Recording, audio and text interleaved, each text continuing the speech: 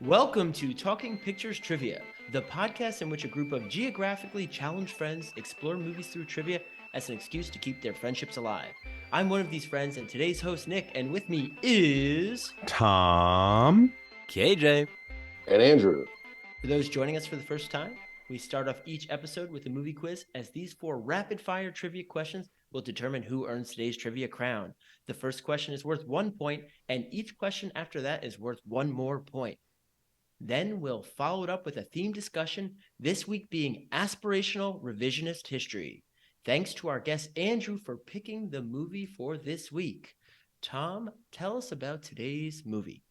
walking up to the theaters in 2019, we would have had to choose between Avengers Endgame, Pokemon, Detective Pikachu, John Wick Chapter 3, Aladdin, live action, The Lion King, live action, and today's movie, Once Upon a Time in Hollywood. Nick will be our questionnaire today. Nick, what is Once Upon a Time in Hollywood all about? For those well-versed with Hollywood's golden age in 1969, this is a story that may seem familiar, yet skews from historical facts to tell the tale of a fading television star played by Leonardo DiCaprio and his stuntman featuring Brad Pitt.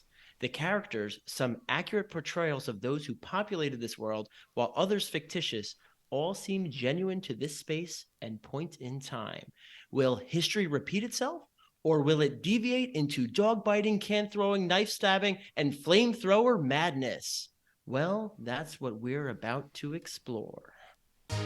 it's time for question 1. There was a strong suggestion that stuntman Cliff Booth was directly involved in the demise of his deceased wife. How exactly did she likely meet this fate? Locked in. Locked in. Locked in? KJ? I'm pretty sure it was with a harpoon gun, wasn't it? Next will be Andrew. A harpoon gun off the side of the boat, Natalie Wood style. Tom? Was Natalie Wood harpooned off No the harpoons. But Chris Walken was there too. Time will tell. Time will tell. Who's that, baby? Dating him recently. Yeah, I had the same thing. Harpoon and probably off the side of the boat as well. You all will receive 1 point. Yes, that is an interesting characteristic of our buddy Cliff, the stuntman. That's what he's well known for. Not being an amazing stuntman, but the guy who got away with killing his wife. Yeah, which is hilarious. That scene made me laugh so hard. Yeah. Telling without telling, right? Yeah. Telling with showing. Yeah. Yes, there you go. There you go. It's time for question 2. Spaghetti Western star Rick Dalton really likes his Westerns, even reading books about the genre in his downtime. What is the name of the Bronco Buster who's never been the same after injuring his hip? This is a 2-pointer. We got to move up. Yeah. Oh, yeah. I have a name, I think, but I think it's the name of one of the characters he played. No, wait. Oh, maybe I have it now. Do anyone want a hint of where this is, or do we everyone know? I know where it is. I know where it is too. Yeah. I just can't think of the name. Yep. Okay. It's a tough one. Yeah, it's Locked in with a guess? Locked in. yeah, I guess I'll lock in with something too. Okay, Tom, start us up. It's like it's like Hopeful Harry. It's something like that. It's something very light-footed. Yeah. Hipful Harry. Hipless Harry. Mm. I think it was KJ. Were you first on this lock-in? I was first, believe it or not. Okay. Andrew. Hopeful Harry. No, Ray Chatham. Something like that. Okay, KJ. Boone? Just Boone. Just Boone? Okay, sorry, there will be no points. Who couldn't remember Easy Breezy? Easy Breezy. Easy Yeah. Breezy. Remember Yeah, Easy of course. Breezy? Yeah. course. Yeah, it was easy something. breezy. Yeah, something easygoing. I knew that. Yeah. Something hopeful or happy. Hopeful Harry. Hopeful Harry's good. He should get a half a point for Hopeful Harry at least. If it comes down to a tiebreaker, we'll see. I mean, I can always go back. Mhm. But this one was interesting, though, because I wanted something to talk about Rick, but I don't know if anyone else got the feeling. I actually thought Easy Breezy at first was talking about Rick and his change Oh, in Yeah, of status. course. Mhm. But later, I thought it might actually be more symbolic to Cliff, because Cliff is going through this journey too, and he actually does take a knife to the hip. So Oh. I didn't know if there was Yeah. something more there. Mhm. Yeah, that the So maybe a bit of foreshadowing. both of them. Maybe? Yeah, there were parallels between the two of them, even though Yeah. their stories are so different, but there were definitely parallels. As Mhm. he says, more than brothers, but less than a wife. You know. Yeah, there you go. Mm-hmm. Is this the original bromance? I don't know. Yeah. They're also the two people who are most out of this world, right? The two people who for whom the 60s are less and less meaningful. Mhm. Well, it seems to be more meaningful for everyone else we meet. Well, they're a decade back, right? Like They were 50s that was their heyday. stars Yeah. slash 50s workers. Yeah, but now we are in the world of Roman Polanski, where we have like young, sexy Sharon Tate, and who is she attracted to? Everybody who looks like they're 12 years old and is a genius, right? It's all about youth now, and these are men in their 40s and 50s. And they were rugged men, or portrayed rugged men. Yeah, they're the type of people who hate hippies. Right. Like authentically and proudly hate hippies. I get the feeling like Sharon Tate probably doesn't like hippies but won't say it. It's time for question 3. When Cliff visits the Spawn movie ranch, where is Charles Manson? I think I locked in. I think I know. Do you want a clue? Sure. Okay. This is when he drives there the first time with Pussycat. Mhm. And they're talking to another lady who's part of their family there about Mhm. where everybody is. Oh yeah. No, I know I think I have an answer. It's meant to be hard. Locked in. Locked in, but I think I'm going to be showing my lack of knowledge here on full display. Now, to be fair, this is a tough question. Mhm. So, KJ, start us out. Was he the guy given the tour? Because wasn't that the same guy that came at the end of the movie to It's kill Tex. everybody? That's Tex. Tex isn't Tex. Charles Manson. Was Charles Manson a real guy? It wasn't just like a Charlie Manson you see in one scene. One scene, but But it's not Charlie- the early one I'm talking on. about. Yeah, driving but up to the Charles house. Charles Manson was not Okay. involved in the murders that evening. Oh, even in In real life. In real life. In real life, Oh. he's killed people before, but the famous murders, the Tate Wasn't LeBlanca murders, he just ordered them. He Okay, wasn't okay. there. Yeah, I don't think he was there. He might have been with the LeBlanca. I don't know. He wasn't there with. He was not one of the killers in the La Bianca. He Mhm. was there, and then a few of them left, and other people did it. Yeah. All right, I'll stick with my answer. Given the horse tour. Okay. Andrew. Something. This is very vague, and it's going to be wrong, but something musical. I thought he was doing something. He was a recording studio or something. I don't know. Mhm. I don't know when that's coming to That's mind. a good With the answer, Beach because he- Boys. With the Beach Boys, yeah. Yeah. Well, it's actually a good answer, because in real life, the house that Sharon Tate and Polanski moved into was previously rented by a famous producer or someone in the music industry, and I think there might have been a tie-in why it was Yeah. targeted. Oh, I'm blanking. Manson was also friends with one of Terry the- Melcher. Terry Terry Melcher. Terry used to Melcher. live in that house. And he was also friends with Brian Wilson, one of the Beach Boys, and they had recorded some of his music, but it didn't really go very far. Manson's music, but he had some connections in the music industry, and one of the reasons why they went to like Melcher's house was Melcher never, advanced his career. Okay, Tom, your last. I'm here. going to say Rodeo Drive. I thought he was out in Rodeo Drive. Okay. I blame the questionnaire for making too hard of questions. No one gets the point. Everybody left for Santa Barbara. I don't know Santa why. Barbara. Okay. All the kids left Of with. course. I don't know why, but that's where they're. I just brought that up because this is another element of this film. It's like the Manson family, and Mhm. what's interesting about the Spawn movie ranch, I mean, that was a true story. They were Mhm. there, and the owner let them live there rent free because they would help with like the tours and the chores and everything else. Like that Yeah. actually was And real. and he was sleeping with Squeepy Frome, right? Well, I didn't see that in the Wikipedia article, but yeah, supposedly. Well, that was such a cool scene when Cliff goes and checks on him, and he insists on checking on him, and then he finally gets in there, and basically the guy's like, buzz off, I'm fine, and he insists that everything's okay. It is what interesting dynamic that normally that group would have nothing to do with this older man, but they were obviously just using him to populate his ranch. It was an interesting scene. when you guys saw this for the first time, did you think the old man was going to be there? Because I was really questioning if there was foul play. There was it was a very tense scene. I Yeah. remember feeling very, very tense and not knowing what was going to happen. And they let some comedic air came out of it because the actor's escaping my mind. Dern. Yeah, Dern. Yeah, Bruce Dern.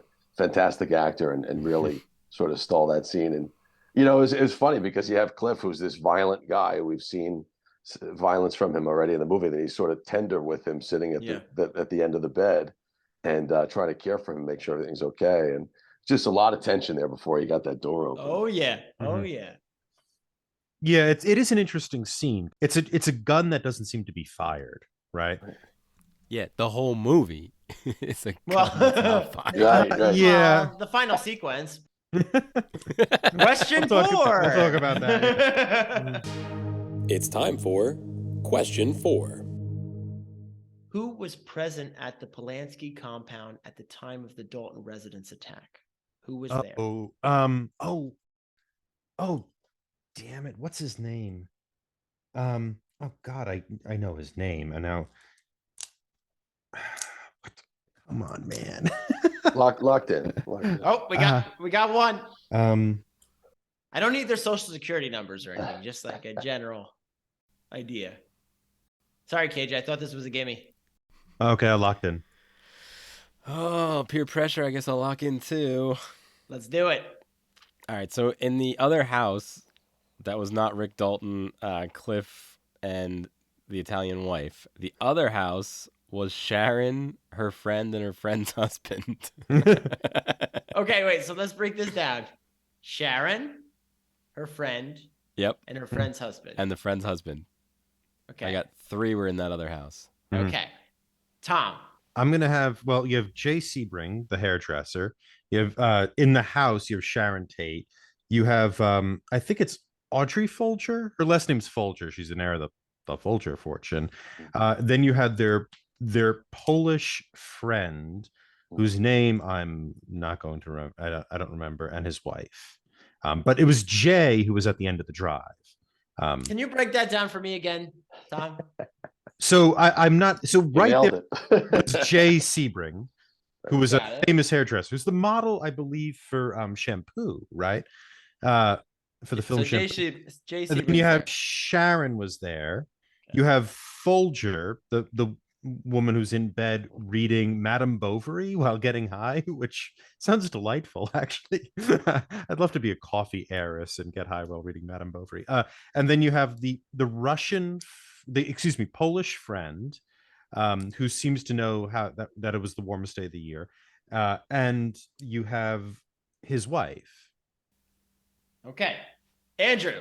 Yeah, what he said. So you had the heiress of the Folger estate. But who was you a break it down for me. social Folger. worker as well. Okay. And Folger. she was singing on the piano in the previous scene. You had the friend whose name sounds like Stanislavski. You had Sebring, who she was prior engaged to, but befriended, and then of course Sharon as well. Okay.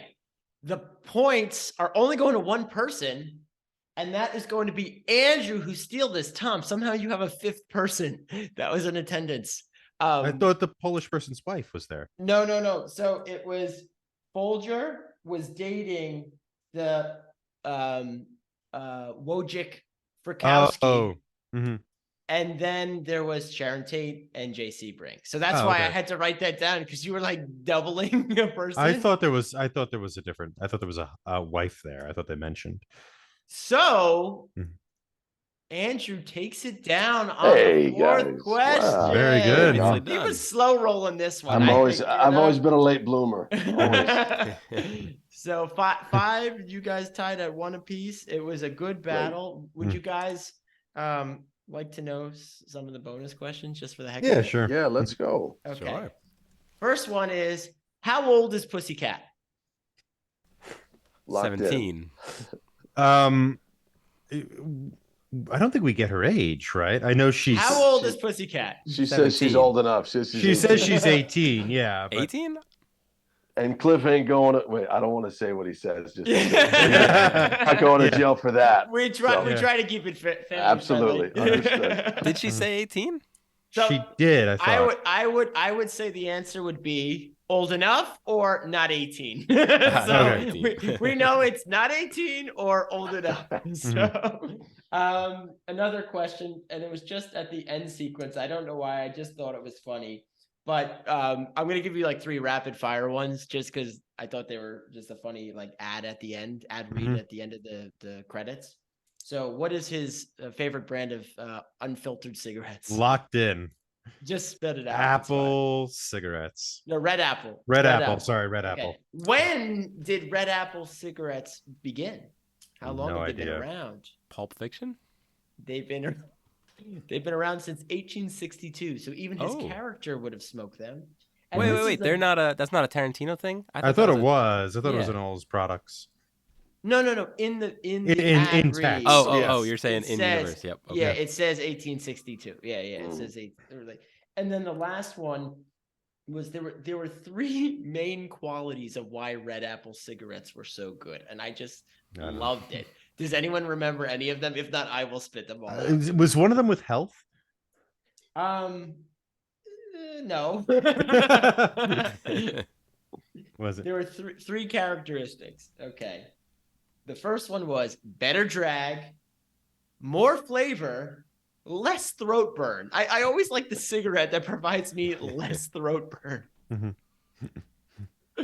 Oh gosh. Yeah. Congratulations once again to our winner, Andrew. We will Congratulations. be diving into our topic of the week, aspirational revisionist history, right after this brief break. Join another Talking Studios production, Limited Lexicon, where we play through text-based adventure games. Text-based adventure games were computer games from before computers had graphics.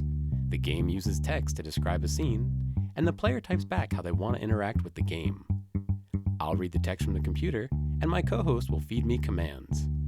This season, we're playing through The Hobbit from 1982 on the ZX Spectrum. Here's a quick sample. I thought a lot about our first command, and I think it should be no print because we don't want to print things as we're going along. I think by default, it's not going to print. And even if I did type print, where is it going to print to? 1982? I would imagine if we go west, we're going to be south of the troll, right? Just south of the troll Yeah, land. let's try it. You go west. The trolls clearing. The visible. Oh, we died. Oh. All All right. The troll saw us and killed us. So I think we have to say the answer to the riddle then. The answer is dark. Say dark, I think. Talk to what? Gold. Say Gollum dark. You talk to Gollum. Thorin says, hurry up. And we died. And we died. So we went northeast last time. So let's go southwest. You go southwest. Visible exits are north, northwest. You see the valuable golden ring. Oh. We're ending it here. That's Wait. perfect. All That's right. perfect. Limited Lexicon, coming to your podcatcher and YouTube in late 2022 by Talking Studios. And we're back. I think the perfect topic for this film is aspirational revisionist history. Let's explore that a little bit. So I know that Andrew came up with that theme, and I'd like to hear, your thoughts on why that theme you thought was appropriate. Sure. You know, as in with Inglorious Bastards, I don't think I have to worry about spoiler alerts on this podcast. But you Nope. know, we all know there's a very slow burn and less burn until the end of the movie, where the climactic ending, which is what we really would have wanted to happen to the people that killed Sharon Tate. And I think, to Tom's point, where people were clapping in the movie theater when there was when she was getting flame thrown. I don't know what the verb is for that, but I think people were relieved to have that outcome instead. And I think that oftentimes when you have a film portraying some historical thing, they often take a lot of poetic license, I think. And at least in this case, we sort of, and with Inglorious Bastards as well, we knew he was doing it. We loved when Hitler got burned to death in a movie theater. We all wanted that as well. And in this movie, it was just such a relief to see our heroes, or our guys, take care of these three people, take care of them, bash their faces against the stone fireplace, but and flame throw them. But I think that a lot of times what we want from movies is we want something aspirational, and we want something a different outcome. So I think that just kind of in my own head made sense to say aspirational revisionist history. Mhm. So that's just where my head was at. It's perfect because what I was saying last week in our first impressions, this was the first time I saw this film, and I knew a little bit about the backstory, just enough to enjoy the film and know where the world was that they were playing in, the sandbox, if you will. But I did have this tension, like, is she going to get it? Because I know it's not just a murder. She gets stabbed like 16 times and she's like 8.5 months pregnant. Okay. Yeah. Like, it's a brutal thing in American history. And the fact that it went the other way for the attackers, bravo. And that's when I was like, okay, this is Tarantino, by the way. That whole sequence, like even when the can hits the nose, the face gets all disfigured. Yeah. And of course, she's the one who falls into the pool. And I mean, that really adds to it. Being flame thrown, if that's the right way, while you're in a pool, like, what? Mind blown, man. Yeah. Well, it's the idea of a revisionist history. We use that term usually to imply the uncovering of facts to challenge an orthodoxy, right? And so when the way you're using the term revisionist is sort of different. It's not so much a revisionism as in a rejection of a narrative, which actually isn't. Actually, no, that's I'm wrong. That would be how people typically use the term revisionist, right? Because if you're using the term revisionist to say I'm going to uncover facts to challenge how we think of the world, this movie sort of does that as well. I mean, the Tate LeBlanc murders, La Bianca murders, excuse me, really marked the end of the 60s. They're in August of 1969. And it was this sort of notion that indicated the sort of free love hippie thing had expired. In fact, there actually was a dangerous underbelly to it. This atmosphere can persist. And it sort of throws darkness back upon this world. For Tarantino, he seems to absolutely adore this period in history, and he seems to adore Los Angeles. I mean, this movie loves Los Angeles. We have so many shots of different signs lighting up. Yes, I was going to say that specific sequence. Yes, yeah, the signs lighting up, and he loves the television of this era. He loves the sort of kind of tough guy attitude, and he sees, I think, these sort of hippie things, these hippie people, and this kind of free love idea as not being coterminous with the world of the 1960s in Los Angeles that he grew up with and loved. And so he's going to challenge that narrative by basically rejecting facts. Instead of finding new facts, he just cancels. These are my facts. Yeah, he takes what is so profoundly ugly about what happens at the end of the 1960s and just cancels it out in order for us to be able to celebrate that moment, that time, and those people. And then what he does is he takes this, this beautiful woman. I mean, Sharon Tate is, as played by Margot Robbie, is lovely in this movie.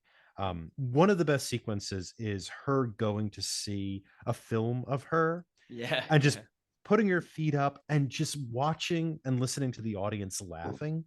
It's a wonderful moment of those big glasses. with those big glasses. Yeah. It's just this wonderful moment where we get to adore this woman. This woman gets to have an experience of what her impact on an audience is.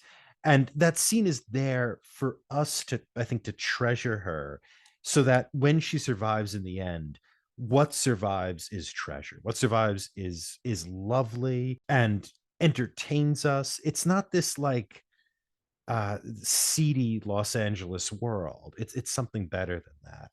And I think that's what's going on here with this kind of what you're saying, this revisionist history, and it's aspirational. The world is better because Tarantino is going to say, I reject this historical narrative. Yeah, well said. And I think Margot Robbie as Sharon Tate. It's funny, at the time there was some criticism of her amount of lines, and there was some criticism that she didn't have more, and how she played the role. And I was so confused by that because she was so lovely. She was so, this is simplifying it, but so pleasant and beautiful. And this ingenue that we knew the real story, that what happened to her, and then we see her big pregnant belly and how horrific the thought of that was. And I think it was such a relief that it didn't happen in this movie. I know sometimes we fool ourselves, but that's why we watch TV and movies at times, I think, to escapism, right? Yeah, no, definitely. And I felt she was, not to be cliche, but like a ray of sunshine every time she was on the screen. Like that was by design, though. I don't think that was just a coincidence. So that is interesting to hear some of that feedback when the movie first came out. And I know, not knowing where this movie was going, that I was terrified when she had that big belly. Yeah. Because I was like, oh no, I don't want it to go that way. And that's why, even though sometimes I like historical accuracy in certain things, this is one I embrace, just like that audience when Tom saw the lady getting flamethrown. I love that. I'm going to try to put that into conversation now. How can you throw flamethrown into a conversation? But needless to say, like, I totally embraced it too. This is great. I wish this is how it went down versus what we have. And that's a pretty pivotal event in history. Yeah, 1969 as well. The another theme of the movie, for me at least, something I noticed quite a bit, was a real indictment on the psyche of an actor. Rick Dalton is just feeling himself. He's in his feelings. He's feeling horrible about himself. He's so insecure. And Cliff Booth is the one that's like, you're Rick Dalton, get over it. You know who you are. You know who you are. And but how much was going on in that time period, as opposed to this small little minute thing with this guy who's sort of just an actor. It's just an interesting juxtaposition as well. Definitely. I feel like, and one of my favorite TV series of all time is Mad Men. I've watched it. I've watched it all the way through an embarrassing amount of times. But the thing I love about the show is what it does, or does a pretty good job of distilling what was going on in that time. Again, a feel of the time. And I think we got a lot of that in this, 2 hours and 19 minutes or whatever it was. So. Yeah. That's a great connection, because when you're watching Mad Men, you feel you're part of that time period. And I still felt that same way with this film as well. Not all the time. Sometimes you're watching something and it seems more like a biography. It's like, oh yeah, it was kind of like that. But here you did feel that you were embracing that environment. And that's why I was even saying in the intro, the characters felt genuine to the time frame too, whether they were at their peak during that time or in approaching has-been territory during that time. Like, it felt lived in. Yeah. I would say a difference between this and Mad Men is I think Mad Men occasionally is very critical of the world it's depicting. I don't think Tarantino is critical at all of this world. He seems to be utterly in love with 1969 Los Angeles. Yeah. Yeah, that would be a difference, I would say, between He may the be two. more critical of certain characters, though, right? I think that he hates hippies, right? The perspective of this movie. There was a subtle undertone. Yeah, the perspective of this movie is he hates hippies. You know, they're not part of the world he loves, right? He loves old TV and tough guy westerners and things like that. And he, and probably not Bruce Lee, but we could get into that if you like. But I think there's just so much. This movie bubbles with affection, and looking at the two main characters, of people who are now becoming has-beens, right? There's Rick and Booth. Their best days are behind them. They're about to split up, and they are representatives of this kind of early years of television, and it's ending for them. And what happens at the end, of course, is that Rick then goes in and meets Tate and is probably going to meet Polanski. And there's this idea of he's going to have this kind of a second life or second career, one can hope. That it's not all over, that the 60s isn't over in 1969, right? But I think that the sort of love these two men have for each other is the sort of love Tarantino has for this scene and for this place. It's lovely. It's not a seedy world. That's another thing. Los Angeles is not a seedy town in this thing. It's This is not a ridiculous. cop drama or Yeah. something like that. Yeah, exactly. It's sometimes they're ridiculous. Al Pacino's character is ridiculous. The director of the television show, is ridiculous. Schwartz. Yeah. Schwartz. Mary Alice Schwartz. But they're not they're characters. They're not devious. No one here is devious. Another thing I do want to say, speaking to Andrew about what it like to be an actor, they captured that perfectly. Oh God, I know. So I used to be an actor, and Andrew is still an actor. There's a scene when Rick goes on set. They do one scene, and it's going well, but he forgets his lines. He goes back to the trailer after the scene. He's like, "I'm the worst. I'm terrible. I'm gonna kill myself." Quit drinking. Yeah, he does the next scene. And a little girl says, the girl he's working with, who's I think 8 years old, says, "That's the best acting I've ever seen." And She was great.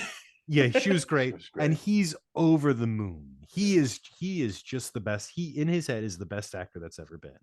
That is what it's like to be a professional actor. It is the most dopaminergic rush I've ever experienced in my life. You go from like I'm the worst to I'm the best, like that. I don't know if Andrew, if you've had that experience. I've had all those conversations. And believe by no means am I comparing myself anything even in the realm of these guys, but at all, believe me. But I've had those conversations with myself after he's in that you mentioned, he's in the trailer, just knocking stuff over. He's quitting drinking tomorrow. I've quit drinking tomorrow no less than 4,000 times. So I totally get it, and even the validation he gets from the director as well. It's like this weight lifted off his back, and I think that it's all portrayed so genuinely, and he is. I don't know if we've seen DiCaprio as vulnerable in many ways. Maybe when the Titanic was going down, but that's a different conversation. But She's got room on that scrap, I swear. But anyway, that's another. She's got room. Move over, okay? Just move over. But anyways, so I thought he did really well. I thought Brad Pitt did steal the show for sure, but I thought he was really I good agree. too. Yes. Yeah, he was excellent. It's tough when Brad Pitt is your stunt man,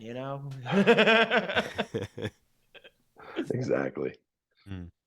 KJ, I had a question for you. Last week we were talking about the first time you saw it and you didn't have the backstory.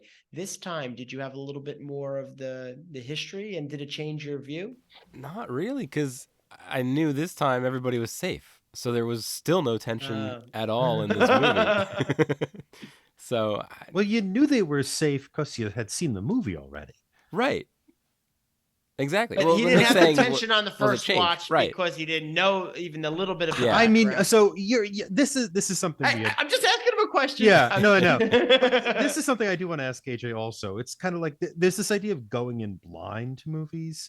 I don't think this movie wants you to go in blind. I think this movie. I completely agree. Yeah. I think, and I would encourage people, but if you're just, oh, here's a nominee for Best Picture, Once Upon a Time in Hollywood, how much of Wikipedia do I have to read till I stumble upon Charles Manson? Well, I KJ's had no going down the idea whole to- list of nominees that year, Yeah. so this was just one of many Just movies. another I'm movie. sure. Yeah, I mean, you have a pan-up shot of Celio Drive to let you know the I location. never heard of Celio Drive.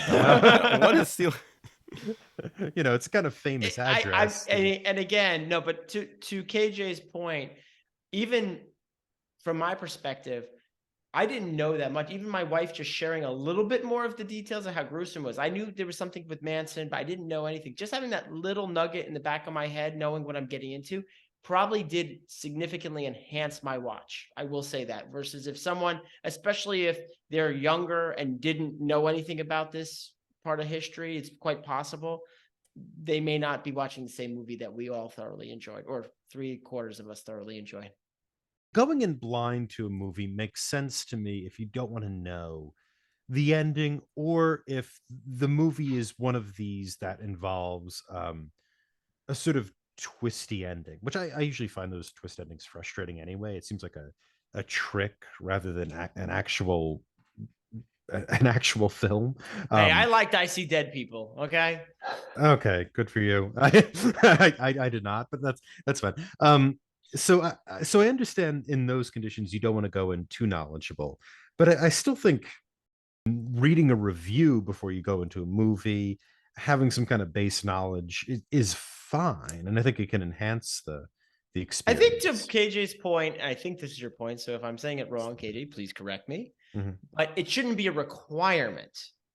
That's the challenge. No, I'm okay with. I think it's a great idea, Tom. I I generally wasn't sure if don't do that's where that you for were movies. going. I'm not Yeah. trying to go in blind, but I also then wouldn't know how much unblindness to go in with. To be fair, we've watched movies before on this show that I didn't know I needed to know about the Spanish Revolution. Revolution. So I get the point. I get the point. I don't know, Andrew. What do you think? I think that, Especially this film too. Yeah. So a little bit in the context of this and in general. I think it's this one. This one's tough because sort of dealer's choice, and I don't mean to be vague or have a cop out, but some people of a certain age may not know all about these horrific crimes in Manson in totality, and especially the tumultuous time and the sort of, in many ways, magical time of 1969, because that was so much of this movie as well. So if you sort of, I would say if you had zero previous knowledge of that, I'd go in blind to this and then catch up afterwards. But if you have some of that knowledge, it's sort of fun having some of those pieces together and knowing some of the characters, because you're, oh, okay. Well, the least believable thing to me was who played Steve McQueen, but that's just my opinion. Damian Lewis. Yeah. I don't think so. I don't think so. Billions. I like him at all, but he's no Steve McQueen matinee idol. But anyways. Well, Andrew didn't come in blind to this episode. I'd like to once again congratulate Andrew for taking it down this week. Nicely done. I was gonna do the same Yay. twist. Oh. I was gonna do no, you're good. You did it. You won. You won. We've been trying to do these like silly hooks at the end, and he just got it. He got the hook. You can rate and review this show anywhere podcasts are available. For those viewing in YouTube land, if you haven't already, please like this video, subscribe to the Talking Studios channel for all our exciting content, and follow us on Twitter at Talking Studios.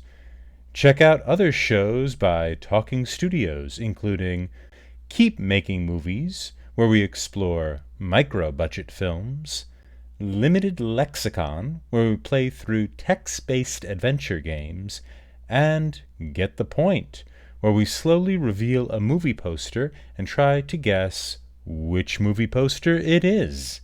Got a question for us?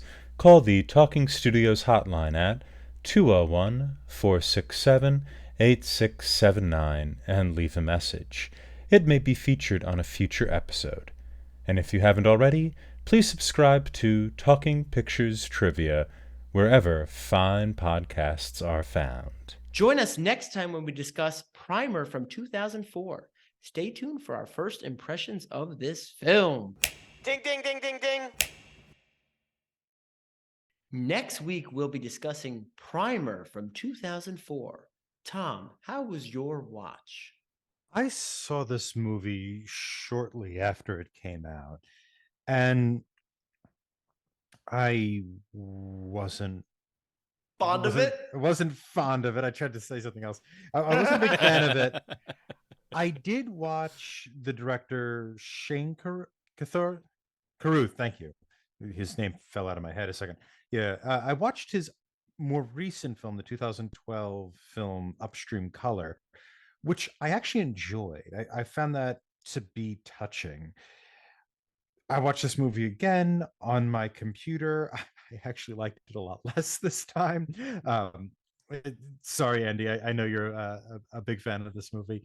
Um, and I think a lot of my problem with it isn't the obliqueness of the plot, which is designed in such a way that you have to watch the movie multiple times to understand what's happening, but the way in which so many characters are sidelined or not given attention, especially characters like Amanda, who seems vital to the plot, yet I don't think we even hear her voice. She doesn't have a scene. We don't exactly know how she relates to the people in the world because the director seems so interested in creating this engineering problem of how do we not only depict actual time travel, how it would probably look in the world, but also this engineering timeline of how do we stitch together this very complicated plot, and consequently he seems to ignore actual basic filmmaking things like, if you want our characters to be cared about by the audience, you probably have to show them at least having a scene and talking or something like that, in order to create a kind of human investment in it, and not just an investment in the complexity of the plot. And so that was my response. Andy, how was your watch? I thought it was pretty interesting. I didn't pick the movie because I loved it. I picked it because I remember it being interesting, and it was interesting. I haven't seen it in a long time, and I find this after rewatching movies I haven't seen for a long time, how different I view them just through different life experience. I think I'm kind of amazed how much rewatching movies over time can make a difference. Um, and so I came at this movie, through the life experience of having been an engineer for much longer. So it's a kind of engineering movie to me, and having experienced many more fictional time travel kind of schemes, um, and being a parent and that kind of thing. It's just like a different way to view it. But it's so short. I mean, it's almost like a short film, and it's like an hour and 15 minutes or something. It's the shortest movie I think maybe I've ever seen. Um, and so I guess to keep it that tight, you have to make, you know, trade-offs, like not introducing the characters that are yet still plot points. So I agree that there's so much there's almost more in the movie that is not in it than that is in it. You know what I mean? There's just so much mystery. There's so much that's not explained or not confirmed or and and uh and not developed, in the case of these other characters. That it's like a little vignette of it, but it doesn't feel really like a fleshed out movie. It feels more like a mini, like a short. I don't know what the right definition is. But yet I think it's like kind of stimulating. It gets the thought process going. And yeah, so worth watching and thought provoking. KJ, what'd you think?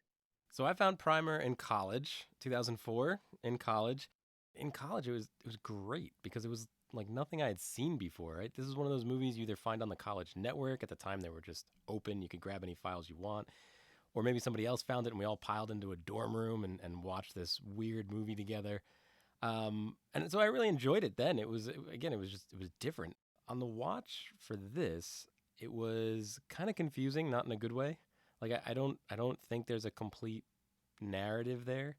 But like Tom, I went and watched Upstream Color, and then I came back and watched this one again, and I enjoyed it a lot more on the second watch when I wasn't concerned with the plot, when I was just taking it in for what it was.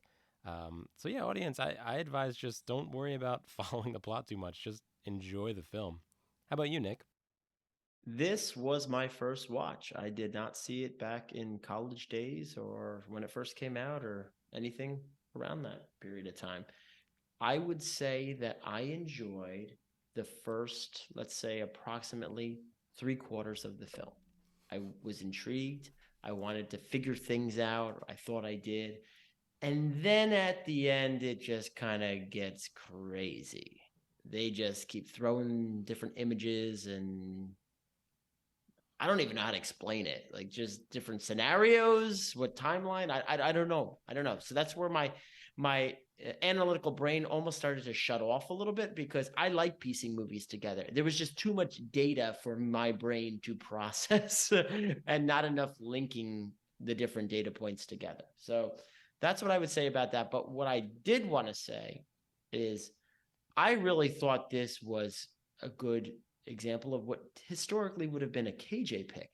The only thing that would have made this more of a KJ pick. Now we got low budget. Okay. I think they made this on like $7,000. Yeah, super low. We got time travel. I mean, anything time travel, KJ is going to. The only thing that would have made this a true KJ pick is if this was in Japanese with subtitles. That would have made it the epitome of a KJ pick. I'll look around for one. Am I right? Am I right?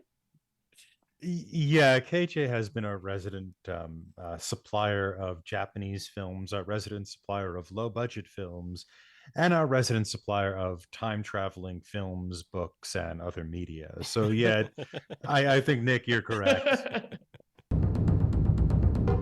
Wow, Talking Studios.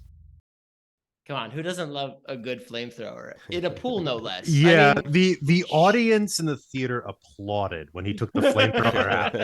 They well, she was went quite applause. obnoxious with her yelling. Can you politely yell? Yeah, that was just they lost it when he pulled the flamethrower out. It was a great moment.